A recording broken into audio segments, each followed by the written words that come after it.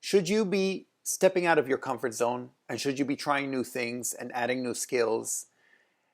Usually most people tell you that's the case. And in fact, pretty much all the time, people tell you that's the case. But actually, that's not always the case. And there's sometimes when you should really not be stepping outside of your comfort zone and you should not be acquiring new skills. And so I wanted to get into that a bit.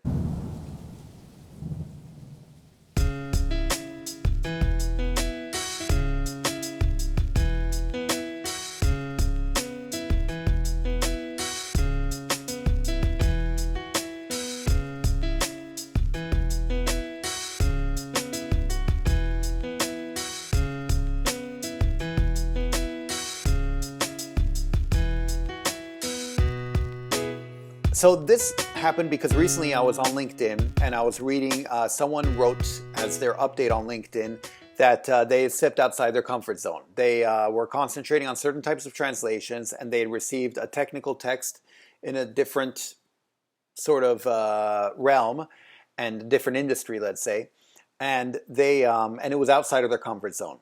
But they were able to tackle it, they were able to handle it, and it went out well. And so, hashtag get outside your comfort zone, stuff like that. And there were a bunch of comments congratulating her, and yeah.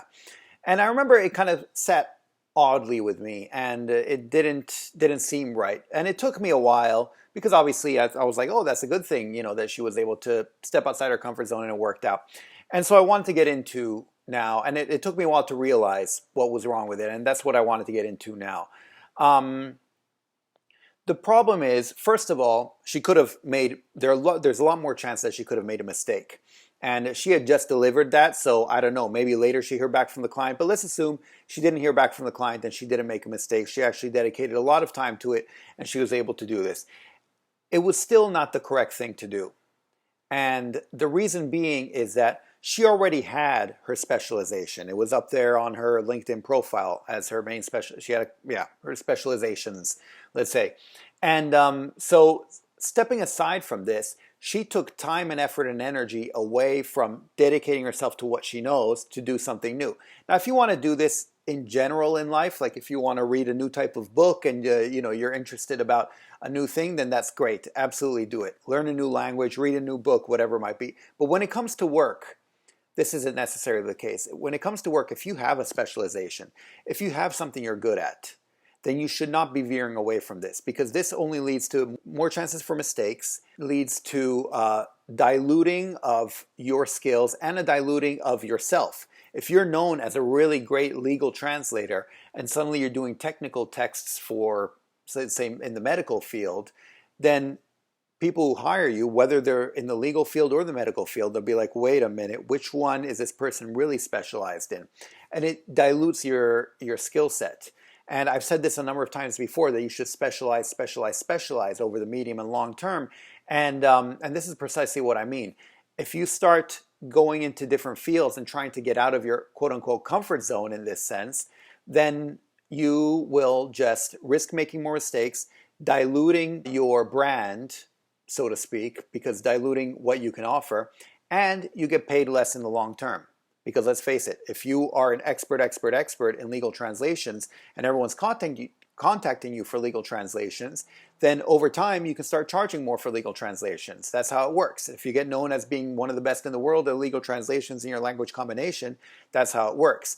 But if you decide to explore a bunch of new areas, you'll never be the best in the world, but you'll always be at a sort of lower level and you'll never be able to charge more. Translations will take longer, not shorter amount of time, but a longer amount of time. So if you get paid per word or per project, that means you get paid less over time because it'll take you longer to complete that project.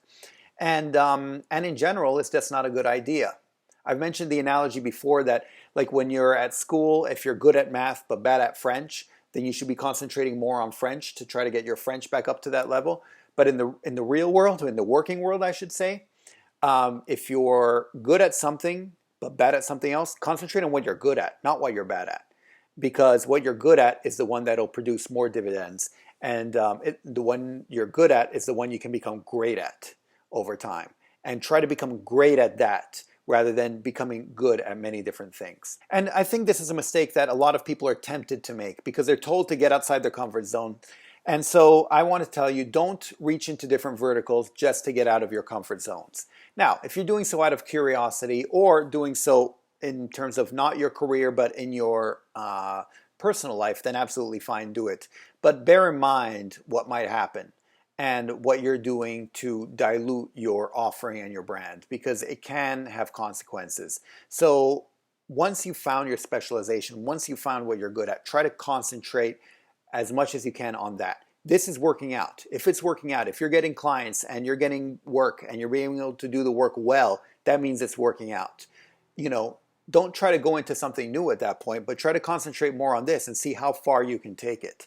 And that will pay a lot more dividends over the long term than anything else. So that's pretty much it. I'm curious if you have any examples of your own, or if you've been through something like this or through a similar scenario. I think this will pertain more toward intermediate level freelancers and above, because when you're first starting out, you're not really sure what you're going to specialize in. You kind of have to explore a bit and see how it works out. But once you've been doing this for a while, then you sort of get an idea. And so I'd be curious to hear from you and see what your experience is with all this. Feel free to let me know, because I like to hear about it and maybe discuss it at some point in the future as well. Anyway, that's pretty much it for now. I hope you find this useful going ahead, and that you can keep this in mind, especially as you gain more and more experience. Otherwise, I'll talk to you next time. Thanks. Bye. Savidum.